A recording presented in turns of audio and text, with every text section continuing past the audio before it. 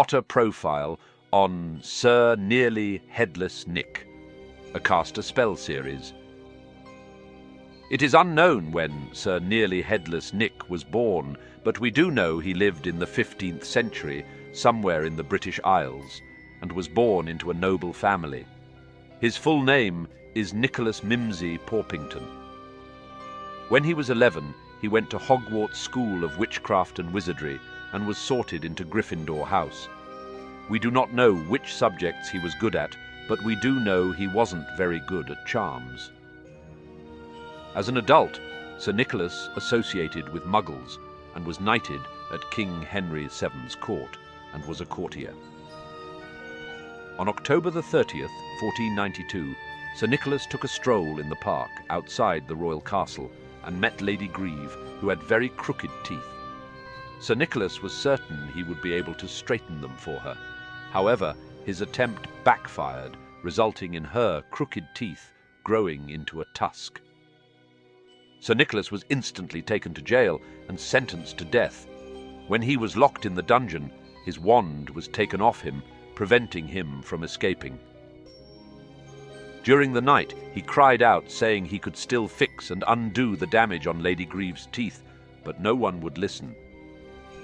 In the early hours of the morning, a priest came to visit him in his cell and then escorted him to the block. Sadly, the grindstone that was used to sharpen the executioner's axes went missing, which meant the axe was extremely blunt. It took 45 hacks before Sir Nicholas was killed, and his head was still partially attached. Sir Nicholas became a ghost by his own admission because he feared death. I was afraid of death. I chose to remain behind. I sometimes wonder whether I oughtn't to have... Well, that is neither here nor there. In fact, I am neither here nor there. I know nothing of the secrets of death, Harry, for I chose my feeble imitation of life instead. Sir Nicholas spent his life after death at Hogwarts School of Witchcraft and Wizardry and became the resident Gryffindor house ghost. Before 1980, a bust of Sir Nicholas was made and placed in the faculty tower next to the bust of Phineas Nigellus Black. Soon, Sir Nicholas was nicknamed Nearly Headless Nick by the majority of students at Hogwarts and was always happy to direct new Gryffindor students in the right direction if they were ever late for class or lost. In 1890, Sir Nicholas's bust was already gathering dust, so he asked Scrope, the house elf, to clean it. But Scrope refused, so Sir Nicholas manipulated Scrope into cleaning it. On the 1st of September 1991, the ghosts of Hogwarts were having an argument over Peeves, debating if he should be allowed to attend the start of term feast with the other ghosts. Sir Nicholas believed that Peeves should not be allowed, as he believed he gave the other ghosts a bad name because of his misdoings. The Fat Friar, on the other hand, wanted to give him a chance to prove himself. While they were having this discussion, they unknowingly passed through the chamber of reception, where all of the first years were, while they waited to be sorted into their houses. So, new Gryffindors. I hope you're going to help us win the house championship this year. Gryffindors have never gone so long without winning. Slytherins have got the cup 6 years in a row. The Bloody Baron's becoming almost unbearable. He's the Slytherin house ghost. During the feast, Sir Nicholas sat opposite the famous Harry Potter and was ecstatic that Harry was sorted in his house. When he introduced himself to Harry, Seamus Finnegan asked him why he was nicknamed Nearly Headless. As a result, Sir Nicholas showed Harry and the Gryffindors around the table the aftermath of his botched beheading. When news spread about Harry becoming the Gryffindor Seeker, Sir Nicholas told Helena Ravenclaw, aka the Grey Lady, and told her he always knew he would do well. In 1992, Sir Nicholas tried again to join the Headless Hunt, which was again sadly denied by Sir Patrick Delaney Podmore. Half an inch of skin and sinew holding my neck on Harry. Most people would think that's good and beheaded, but oh no, it's not enough for Sir properly decapitated Podmore.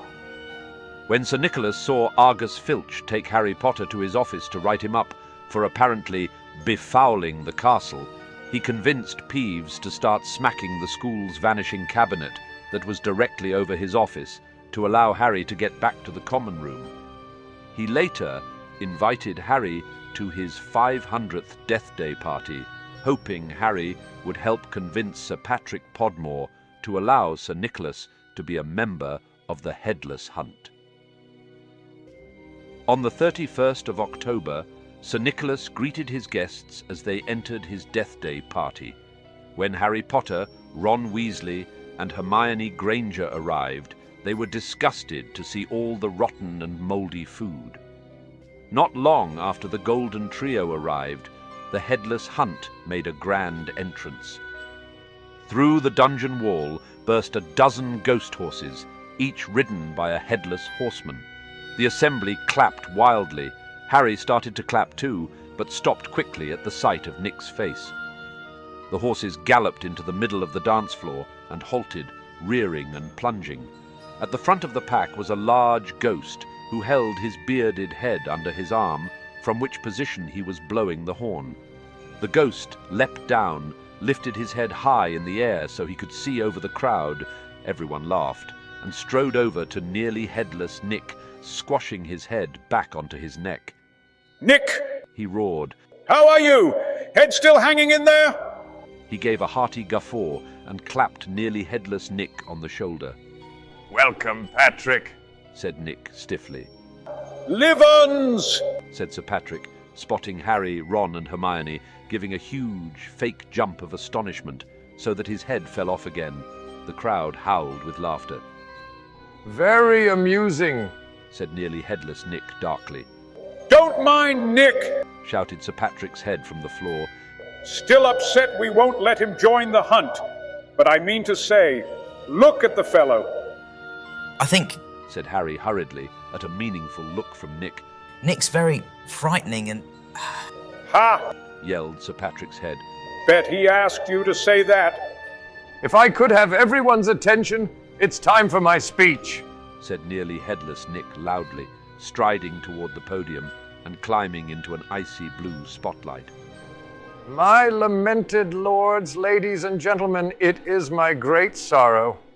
But nobody heard much more. Sir Patrick and the rest of the Headless Hunt had just started a game of head hockey, and the crowd were turning to watch. Nearly headless Nick tried vainly to recapture his audience, but gave up as Sir Patrick's head went sailing past him to loud cheers.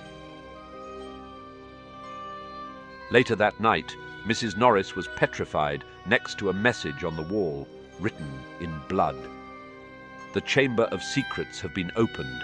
Enemies of the air, beware. As Harry was the first person to see Mrs. Norris, Filch instantly accused him. Sir Nicholas and his 500th Death Day party soon became Harry's alibi. On the 18th of December, Sir Nicholas was petrified in one of the castle's corridors with Justin Finch Fletchley. He didn't know it at the time, but Sir Nicholas saved Justin's life by receiving the basilisk's lethal gaze directly, meaning that Justin only saw the creature through his ghostly form. When they were found, Justin was quickly taken to the hospital wing, but nobody knew what to do with Sir Nicholas. He may have been the first ghost to ever be petrified. Professor McGonagall conjured up a fan and gave it to Ernie Macmillan with strict instructions to waft him up the stairs to the hospital wing. At the end of the year, the mandrakes were fully mature, so Professor Sprout was able to make a mandrake restorative draught, which was able to restore all those who were petrified back to their normal selves. It is unknown how the draught was used on Sir Nicholas. Sir Nicholas attended the end-of-term feast and greeted Hermione when she entered the Great Hall, but left before Hagrid returned to Hogwarts after being sent to Azkaban. At the Halloween feast, the ghost provided some entertainment. The feast finished with an entertainment provided by the Hogwarts ghosts. They popped out of the walls and tables to do a bit of formation gliding. Nearly Headless Nick, the Gryffindor ghost, had a great success with a reenactment of his own botched beheading.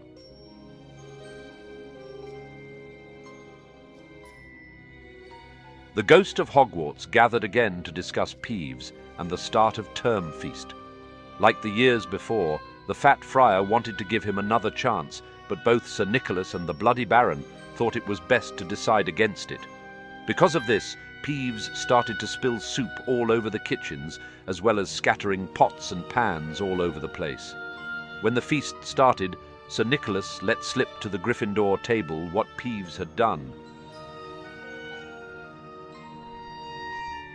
At the start of term feast, the Sorting Hat started to sing a song about students standing together. Sir Nicholas told the Gryffindor table that the Sorting Hat gave warning when it could sense that the school was in danger and how all of the houses should stick together. On the 7th of September, Sir Nicholas was looking for the Bloody Baron as Peeves was dropping a bust of Paracelsus on top of anyone who just so happened to be in the corridor where the Paracelsus bust stood. On the 20th November 1995, the Golden Trio were on their way to visit Hagrid, where they saw Sir Nicholas humming a tune that had a strong resemblance to "Weasley is our king," when Sirius Black was killed by Bellatrix Lestrange on the 18th of June 1996. Harry asked Sir Nicholas if there was any way Sirius could come back as a ghost. Wizards can leave an imprint of themselves upon the earth to walk palely where their living selves once trod. But very few wizards choose that path. Why not? Anyway, it doesn't matter.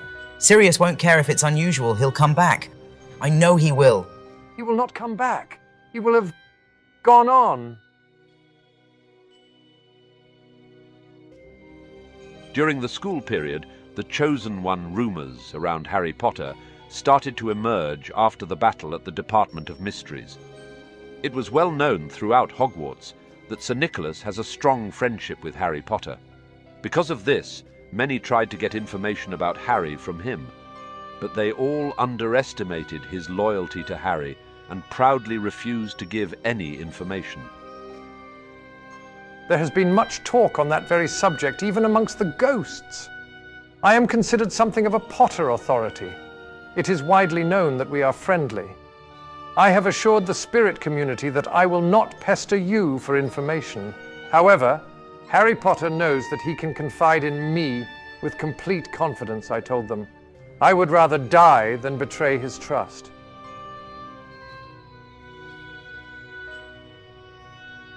On the 22nd of April 1997, Sir Nicholas was told by the Bloody Baron in the early hours of the morning that Albus Dumbledore had returned to the castle. Sir Nicholas later gave this information to Harry. On the 30th of June 1997, Albus Dumbledore was murdered by Severus Snape. All of the Hogwarts ghosts, including Sir Nicholas, attended his funeral.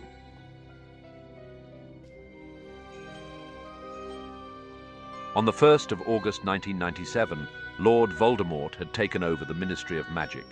Severus Snape was appointed headmaster at Hogwarts, and the Carrows were put in charge of punishments at the school, which could be extremely violent. Sir Nicholas, alongside the rest of the Hogwarts ghosts, tried to protect the pupils as much as they possibly could. The Battle of Hogwarts ensued on the 2nd of May in 1998.